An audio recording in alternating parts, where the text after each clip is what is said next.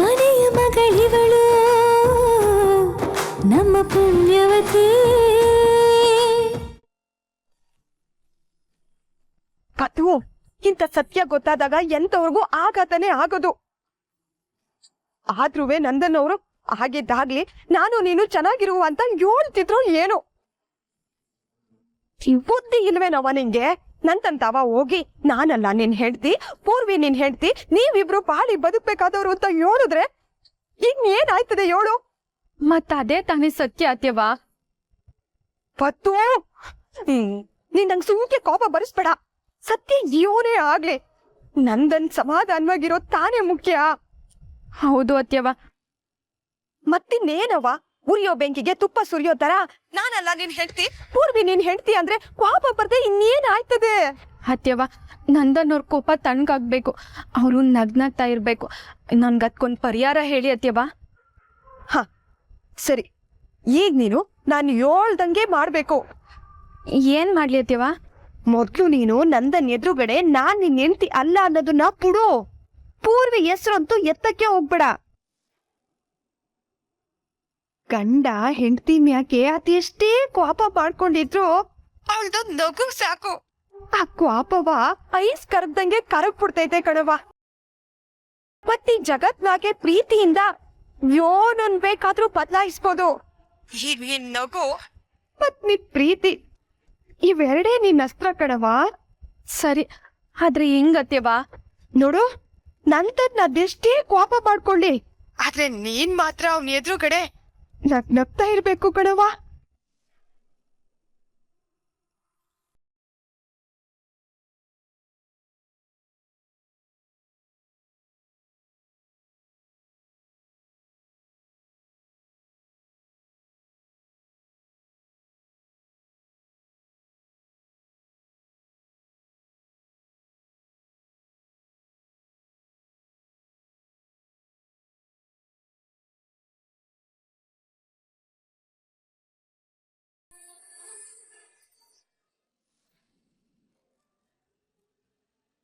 ನೋಡವ್ವ, ನಂದನ್ ನಿನ್ನಿಂದ ಎಷ್ಟೇ ದೂರ ಸರಿಲಿ, ಆದ್ರೆ ನೀನ್ ಮಾತ್ರ ಅವನ ಹತ್ರಕ್ಕೆ ಇರು.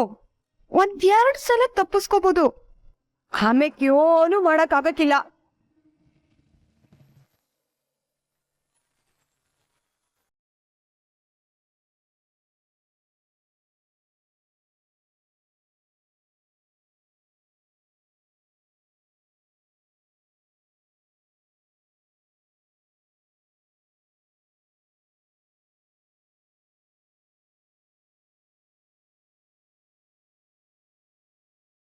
ನೀನ್ ಇವೆರಡು ಮಾಡಪ್ಪ ಸಾಕು, ನಂದನ್ ಕೋಪ ಓರ್ಬಿಟ್ಟೋಗ್ತೈತೆ.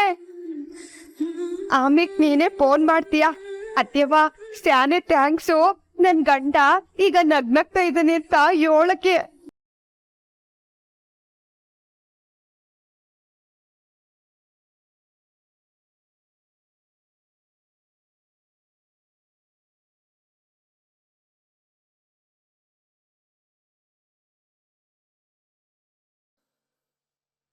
ನಂದನ್, ಕಾಫಿ ತಗೋ. ಸಾರಿ, ಲೇಟಾಗಿ ತಂದು ಕೊಡ್ತಾ ಇದ್ದೀನಿ. ಓ ಪರವಾಗಿಲ್ಲ ಚಿಕ್ಕಮ್ಮ, ನೀವ್ಯಾಕೆ ತರಕ್ ಹೋದ್ರಿ? ನಾನೇ ಬರ್ತಿದ್ನಲ್ಲ. ಇನ್ನೊಬ್ರು ಕೆಲಸ ಹೇಳಿ ಅವ್ರು ಆಗಲ್ಲ ಅನ್ನೋದ್ಕಿಂತ ಆ ಕೆಲಸನ ನಾವೇ ಮಾಡಿದ್ರೆ ಒಳ್ಳೇದು. ನೀನು ಕುಡಿ. ಅಕ್ಕ ಬೇರೆ ಮನೇಲಿಲ್ಲ, ಅಡುಗೆ ಮನೆ ಜವಾಬ್ದಾರಿ ಪೂರ ನನ್ನ ಮೇಲೆ ಇದೆ. ನಂದನ್, ಇವತ್ತು ಬದನೆಕಾಯಿ ಪಲ್ಯ, ಕಾರ್ನ್ ಮತ್ತೆ ಕ್ಯಾರೆಟ್ ಹಾಕಿ ಕೋಸಂಬರಿ, ತಿಳಿ ಸಾರು, ಮಿಕ್ಸ್ ಸಾಂಬಾರ್ ಮಾಡೋಣ ಅಂತ ಇದ್ದೀನಿ. ಇದೆಲ್ಲ ನಿನ್ಗೆ ಓಕೆನಾ? ಓ ನನಗೇನಾದ್ರೂ ಓಕೆ ಚಿಕ್ಕಮ್ಮ. ನನಗೆ ಗೊತ್ತು ಕಣು, ನಿನಗೆ ಅದೇ ಬೇಕು ಇದೇ ಬೇಕು ಅಂತ ಏನಿಲ್ಲ. ಯಾವ ಅಡುಗೆ ಮಾಡಿದ್ರು ಸಾಕು, ಖುಷಿಯಾಗಿ ಊಟ ಮಾಡ್ತೀಯ. ಆದ್ರೆ ನಿನ್ನ ಹೆಂಡತಿ ಆಗಲ್ಲಪ್ಪ. ಅಂದ್ರೆ ನಿನ್ನ ಹೆಂಡತಿಗೆ ಎಲ್ಲಾ ತರದ ಅಡುಗೆನೂ ಸೇರಲ್ಲ. ದಿನ ಇಂದ ಅಡುಗೆ ಮಾಡ್ತಾ ಇದ್ದೀನಿ ಅಂತ ಕೇಳದೆ ಮಾಡಿದ್ರೆ ಸಿಟ್ ಮಾಡ್ಕೊಂಡ್ಬಿಡ್ತಾಳೆ. ಏನು ಪದ್ಮಿನಿ ಸಿಟ್ ಮಾಡ್ಕೋತಾಳ? ಏನ್ ನಂದನ್, ನಿನಗ್ ಗೊತ್ತಿಲ್ದಿರೋ ವಿಷಯ ಏನಿದೆ? ನಿನ್ನೆ ತಾನೇ ಅಡುಗೆ ಮಾಡ್ತೀನಿ ಅಂತ ಮಾಡಿದ್ಲು, ಇವತ್ತು ನನ್ ಸರದಿ. ಅದಕ್ಕೆ ನನಗ್ ಭಯ ಆಗ್ತದೆ ಯಾವ ತರದ ಅಡುಗೆ ಅವಳಿಗೆ ಇಷ್ಟ ಆಗುತ್ತೆ ಅಂತ. ಇದು ಮೆನು ಓಕೆನಾ ಅಂತ ಕೇಳ್ಕೊಂಡ್ ಬಂದ್ಬಿಡ್ತೀನಿ ನೀರು. ಏನ್ ಹೇಳ್ತಿದ್ದೀರಾ ಚಿಕ್ಕಮ್ಮ ನೀವು? ನೀವ್ಯಾಕೆ ಅಡುಗೆ ಮೆನು ಡಿಸೈಡ್ ಮಾಡಕ್ಕೆ ಪದ್ಮಿನಿ ಪರ್ಮಿಷನ್ ತಗೋಬೇಕು? ಎಷ್ಟಕ್ಕೂ ಪದ್ಮಿನಿ ತಂದೆ ನಡಿಬೇಕು ಅಂತ ಹಠ ಮಾಡೋ ಹುಡುಗಿ ಏನಲ್ಲ. ನಿನ್ಗೆ ಅವಳು ಹಠ ಗೊತ್ತಿಲ್ಲ, ಆದ್ರೆ ಪದ್ಮಿನಿಗೆ ಇಷ್ಟ ಆಗದಿರೋದು ಏನಾದ್ರು ಅಡ್ಗೆ ಮಾಡಿದ್ರೆ ಆಮೇಲೆ ಅವಳು ಊಟಕ್ಕೆ ಬರಲ್ಲ. ಆಮೇಲೆ ನನಗ್ ಊಟ ಸೇರುತ್ತಾ ನೀನೇ ಹೇಳು. ಈ ವಿಷಯ ಅಮ್ಮಾಜಿ ಗೊತ್ತಾಗಿ ಅಮ್ಮಾಜಿ ಯಾರ್ ತಪ್ಪು ಯಾರ್ ಸರಿ ಅಂತ ನೋಡ್ದೆ ಬೈದೇ ಬಿಡ್ತಾರೆ. ಯಾರಿಗ್ ಬೇಕು ಇದೆಲ್ಲ? ಚಿಕ್ಕಮ್ಮ ನೀವು ದೊಡ್ಡವರು, ನೀವ್ಯಾಕೆ ಅವಳಿಗೆ ಹೆದರ್ಕೋತೀರಾ? ಕೆಲವು ಸೂಕ್ಷ್ಮಗಳು ನಿನ್ಗೆ ಅರ್ಥ ಆಗಲ್ಲ ನಂದನ್. ನನ್ಗೆ ನನ್ ಈಗೋಗಿಂತ ನನ್ ಮಗನ್ ನೆಮ್ಮದಿನೇ ಮುಖ್ಯ. ನಾನ್ ಪದ್ಮಿನಿ ಎದುರಾಡಕ್ ಹೋದ್ರೆ ಆ ಕೋಪನ ನಿನ್ ಮೇಲೆ ತೋರಿಸ್ಬೋದು, ಆಮೇಲೆ ನೀವಿಬ್ರು ಜಗಳ ಆಡ್ತೀರಾ, ನೆಮ್ಮದಿ ಹಾಳಾಗತ್ತೆ. ಛೇ ಇದೆಲ್ಲ ನನ್ಗೆ ಇಷ್ಟ ಆಗಲ್ಲ ಕಣೋ. ಅದಕ್ಕೆ ಅವಳಿಗೂ ಒಂದ್ ಮಾತು ಕೇಳ್ತೀನಿ, ಇದರಿಂದ ಕಳ್ಕೊಳ್ಳೋದಾದ್ರೂ ಏನಿದೆ?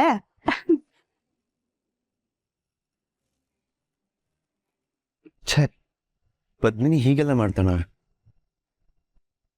ನಂಬೋಕೆ ಆಗ್ತಿಲ್ವಲ್ಲ. ಅದ್ಕೆವಾ ಪಾವನಿ, ಎಲ್ರು ಊಟಕ್ ಬರ್ರಿ.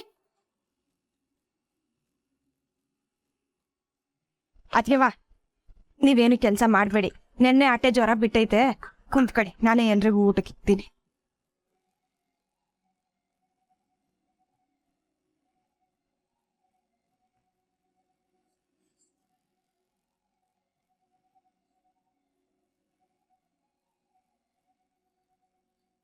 ಅಣೆಯ ತುಂಬಾ ದಿನ ಆದ್ಮೇಕೆ ಬೇಳೆ ಸಾರು ತಿಂತೀವ್ನಿ. ನೋಡುದ್ಯಾ ನಮ್ಮ ಅಣ್ಣಯ್ಯನ, ಗೊತ್ತಾಯ್ತಾ ಹೆಂಗೆ ಅಂತ?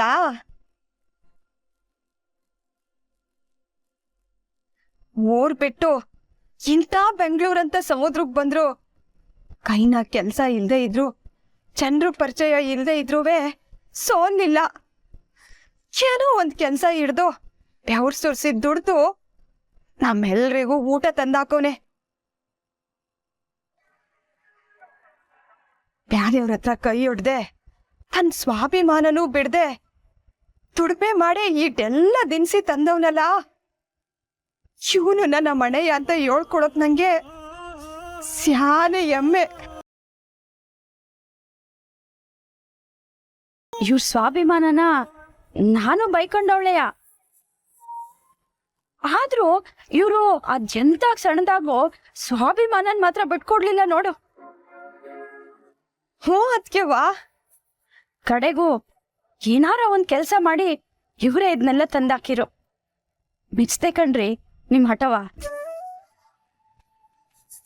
ನಮ್ಮ ಮನೆಯ ಜೀವ ಬೇಕಾರೆ ಬಿಟ್ಬಿಡ್ತಾನೆ, ಕಂಡವ್ರ ಹತ್ರ ಕೈ ಒಡ್ಡಕ್ಕಿಲ್ಲ ಅಂತ ಸಾಬೀತ್ ಮಾಡ್ದ ನೋಡಿ.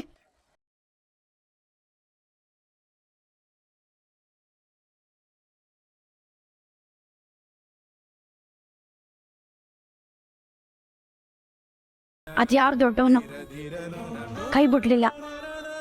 ಹೆಂಗೋ ಮುಂದ್ಕು ಹಿಂಗೆ ಹೊಟ್ಟೆ ಬಟ್ಟೆ ಕೊಟ್ಟು ಕಾಪಾಡ್ಬಿಟ್ರೆ ಅಷ್ಟೇ ಸಾಕು. ಅದ್ಕೆವಾ ಅದ್ಯಾವನು ನಮ್ಮನ್ ಕೈ ಬಿಟ್ರುವೆ ನಮ್ಮ ಮನೆಯ ನಮ್ಮನ್ ಕೈ ಬಿಡಕ್ಕಿಲ್ಲ, ನಮ್ ಎಲ್ರನ್ನೂ ದನ ಸೇರಿಸ್ತಾನೆ ಅಲ್ವಾ ಅಣ್ಣಯ್ಯ?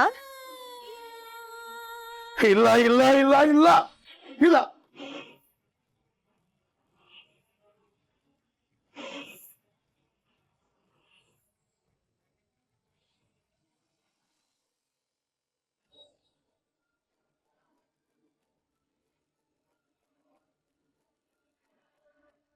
ಹಾರುತ್ತ ದೂರ ದೂರ ಮೇಲೇರುವ ಬಾರ ಬಾರ.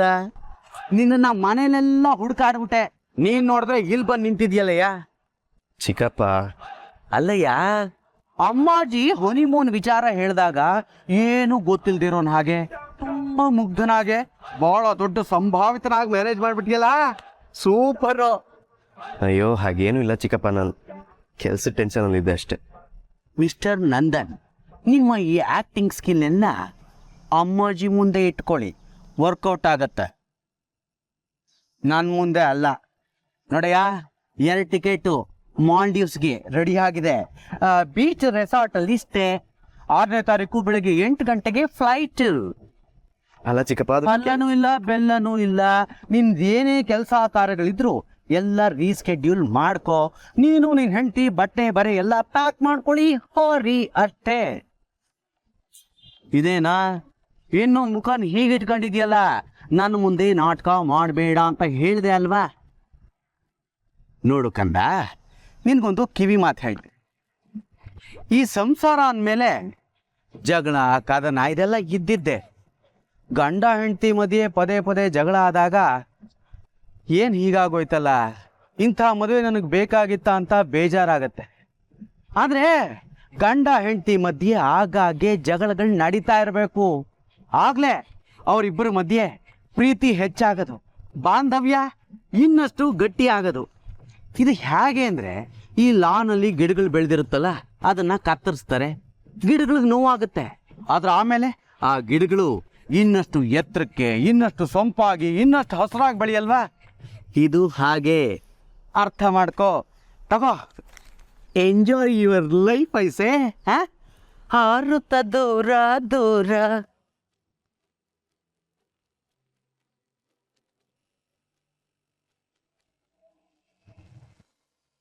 ಏನಾಯ್ತ್ರಿ? ಸತ್ಯ ಹೇಳ್ಬಿಡ್ತೀನಿ ನಾನು. ನನ್ನ ಸ್ವಾಭಿಮಾನ ಅಂತ ಏನಾದ್ರೂ ಸುಮ್ಮನಿಟ್ಬಿಟ್ಟಿದ್ರೆ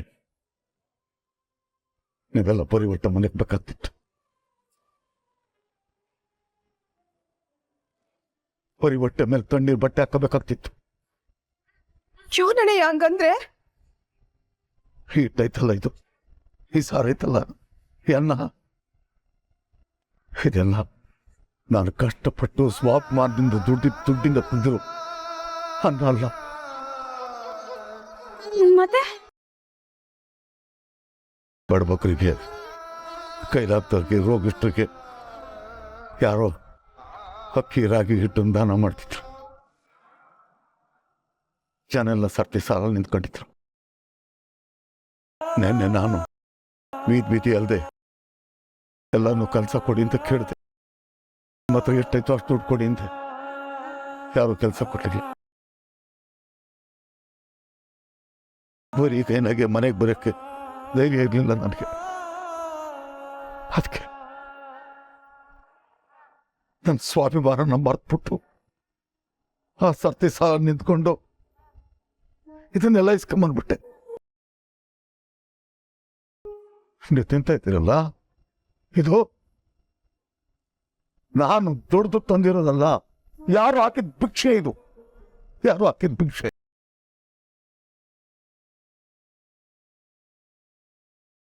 ಇನ್ನ ಹಠ ನನ್ನ ಸ್ವಾಭಿಮಾನ ಅಂತ ಕುಂತ್ಕೊಂಡ್ಬಿಟ್ರೆ ನೀವೆಲ್ಲ ಉಪವಾಸದಿಂದ ಇರ್ಬೇಕಾಗ್ತದೆ. ನನ್ನ ಕೆಟ್ಟ ಸ್ವಾಭಿಮಾನದಿಂದ ನೀವೆಲ್ಲರೂ ಕಷ್ಟ ನನ್ನ ಆಡ್ಬೇಕಾಗ್ತದೆ. ಅದಕ್ಕೆ ಅದನ್ನೆಲ್ಲ ತೆಗೆದು ಒಂದು ಕಡೆ ಕೆಟ್ಟುಬಿಟ್ಟು ಅದಾನ ಇಸ್ಕೊಂಬಂದ್ಬಿಟ್ಟೆ. ನನ್ನ ಹಠ ಎಲ್ಲ ಸತ್ತೋಗ್ಬಿಡ್ತಿರ್ಲಿಲ್ಲ. ಇನ್ಯಾವತ್ತೂ ಭುಜಂಗ ಹಠ, ಸ್ವಾಭಿಮಾನ, ಮರ್ಯಾದೆ ಅಂತ ಮಾತಾಡಕ್ಕಿಲ್ಲ. ಅದ್ರ ಬಗ್ಗೆ ಯೋಚನೆ ಮಾಡಕ್ಕೆ